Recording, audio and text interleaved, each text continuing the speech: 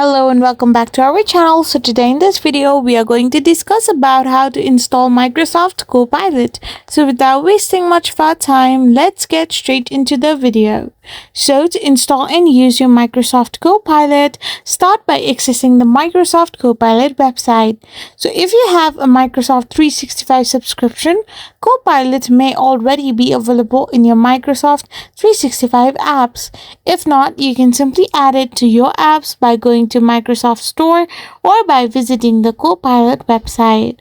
So check the existing installations, like if you are a new Windows user, Copilot may already be installed. Look up for the app pinned to the taskbar on the start menu, or if you don't have it, go to simply the Microsoft Copilot website and tap on download and install option. Once it is downloaded, you can simply sign in into your account and install in Microsoft 365 app and activate your Copilot.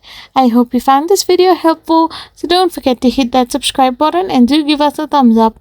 We will be back again with more informative videos. Thank you for watching.